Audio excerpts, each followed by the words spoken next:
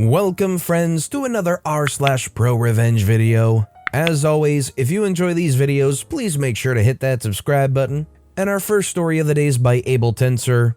My mother ruins an anti-vaxxer Karen and her cronies.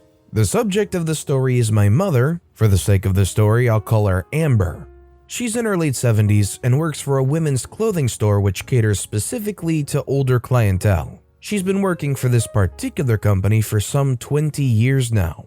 The manager of the store is the absolute epitome of a Karen, so let's call her Karen. Extremely entitled, short-haired, chubby, cheats on her husband and a blatant backstabber. Because the store is staffed by mostly older women, cliques tend to form. It's basically high school. Yes, older women can be that petty. And naturally, Karen has her own cronies. During periods where no one's in the store, there also tends to be a ton of gossip, important for later. The assistant manager, let's call her Jackie, is also one of Karen's lackeys, and she has her head way up Karen's butt. If Karen does something, then Jackie isn't far behind, etc. Amber is a bit of a ball buster and she has zero tolerance for garbage in her personal life. Over the years, she's tried to stay impartial when it comes to her work. However, because to her, it's all about professionalism. It also helps that she's been the top seller for her district for some 10 years running, despite working part-time. Karen and Jackie absolutely hate her for it, so much so that Karen routinely schedules her for hours which are especially not good. Despite this though, Amber still has her loyal clientele, and she always comes out on top against the other sales associates in total sales every quarter. As expected, this naturally feeds the horrible feedback loop with Karen and Jackie. When COVID hit, the company decided to cut all commission for sales associates. The commission was one of the main reasons why Amber endured Karen and Jackie's BS. While she only made slightly above the state's minimum wage, with the commission, she could double or even triple that amount on good days. According to her, no other retailer in the area offers this kind of system, and it's pretty unlikely that the company will reinstate it even after COVID ends. Along with the cut in wages, the store was also forced to decrease the amount of hours that they could offer to their associates. Karen took this as a way to essentially bar Amber from working at the store. While other associates were getting 8 to 10 hours a week, Amber would see maybe 6 if she was lucky, and they would be during times of low customer traffic. Karen could get away with this because the district manager is also in her pocket. Along with the reduced hours and the removal of commissions, the store naturally had a mandatory mask policy for all employees and customers. Karen and her lackeys would often witch and moan about how unnecessary this was because according to them, COVID is a hoax, and wearing masks makes you subservient to the government. There were a few incidents where Karen would let people without masks into the store despite the state and company mandates. Amber refused to rock the boat, however, so when this would happen, she would go into the back of the store and stay as far away from these people as possible. During this period in time, a friend of the family and a good friend of Amber's passed away due to complications from COVID. The funeral was set for a time when Amber was scheduled to work, so she called out that day. Karen and Jackie attacked Amber and the deceased claiming that she must have caught the flu or been in bad health, and that Amber was feeding into the lie. Oh, how nice it must have been to live such a privileged life. Not long after, a few of the store's loyal clients also passed away from COVID, and still, Karen and Jackie, along with their groupies, maintained their narrative in the most vindictive way possible. Every time someone died, it must have been because of bad life choices or bad health. Never was it attributed to the global pandemic that was claiming thousands of people a day, according to Karen and her groupies. And always when Amber decided to go to the services or support the deceased in any way, she would hear snide remarks regarding how she was supporting a hoax. I guess sympathy is not really a thing for these people. Some of these customers were regulars who had been coming to that particular store for years, and still none of the groupies would relent on these points. Recently, the COVID restrictions have started to lift, and many of the clientele and employees have gotten their vaccines. This includes submitting paperwork to show that you have indeed obtained a vaccine, or a note from a doctor explaining why you couldn't have one. Not Karen nor Jackie though. To them, Getting the vaccine would be like pumping poison into their veins. Instead, they decided to use fake COVID white cards with their information, effectively forging the documents. Amber, however, has suggested multiple times that they just get the vaccines because it's something that's mandated by the company. All employees must get vaccines when they're available, and given that almost all of the employees are above the age of 60, they've been eligible for the shots for months now. Recently, Amber had an emotional conversation directly with Karen where she expressed her concern for her. "I just want you and your family to be safe, so please get the vaccine." Karen responded with her normal snide attitude, of course. A few days later, however, Karen sent a text message mentioning that she had finally got the vaccine. She didn't. Amber replied that it was great and that she was happy for her. Karen just replied with a gif of some guy throwing up the middle finger. This was the beginning of the end for Amber. The incident. During one of her shifts, Amber overheard Karen and Jackie discussing how Amber was a moron and a sheep who bought the story about how Karen had taken the vaccine.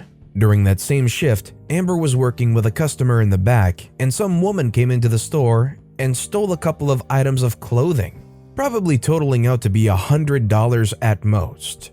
Now, it's company policy that during all shifts, there always be at least 2 employees in the store, and during this particular stretch of time, Jackie was the only other person in the store. According to the video cameras, Jackie was up in the front of the store playing with her phone when this woman came in. Normally, if someone steals items from the store, the protocol is to avoid confronting them and instead just call security after they've left the store. This is mainly to avoid lawsuits and to protect employees should these people choose to get violent. It has happened in the past. That evening, Amber received a call from Karen, telling her that she was on probation pending an investigation for allowing this woman to steal from the store. Given the company's policy regarding theft, this really made no sense. It was at this point that Amber truly decided she had had enough. Eventually, this probation led to Amber's dismissal, and the official reasoning was fairly vague: the revenge. One thing I forgot to mention, a few years ago, Amber asked me to teach her how to record things on her phone, and luckily we live in a single consent state. As such, Amber had recordings of these women backstabbing her and gossiping about rather scandalous things dating back for years. She had gathered quite the collection because you never know when you need to cover your own butt. Over the years, Amber's gone to HR to no real avail, even with her recordings. Whether it be because they're also in the pocket of Karen or that they just don't care remains to be seen. The HR department works directly under the district manager. Amber's also very good at keeping any paperwork and proof of these visits, including some recordings. She also recorded the call where she was fired. Amber has a ton of very loyal clients who were pretty distraught when they learned of her dismissal. One client in particular runs a column at one of the major newspapers for the nearby city. We'll call her Casey. Since Amber was a part-time worker, she didn't really have much of a leg to stand on legally when it came to claiming a wrongful dismissal claim by legal means. However, that didn't mean that she didn't have any kind of recourse. She decided to attack the problem from multiple fronts. Amber compiled some of the greatest hits from her recording collection and had me email them off to the corporate offices of the company. Specifically, the CEO, CTO, and basically every member of the board of directors. I fired a couple of bursts off to anyone who had any power that I could find. Along with those recordings, she wrote an email about how Karen, Jackie, and their group of sheep all refused to get vaccines and had all falsified their vaccine documents to pass the company's standards. Casey then put Amber in touch with a columnist for the newspaper, and they got copies of the recordings, the text messages, and the dismissal phone call. They also did an interview, which was for an article and a TV slot on the local news.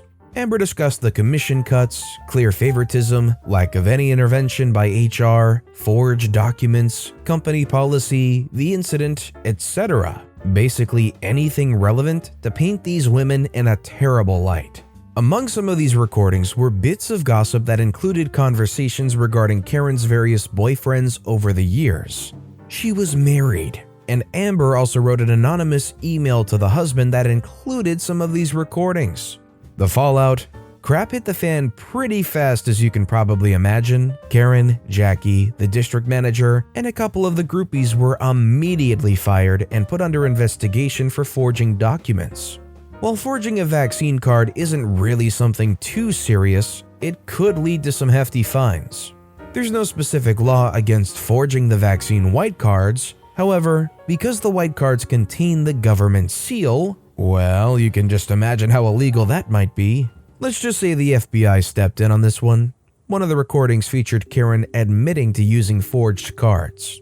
After the article and TV slot ran on the local news, the CEO reached out to Amber to formally apologize for the behavior of HR, the district manager, Karen, and Jackie.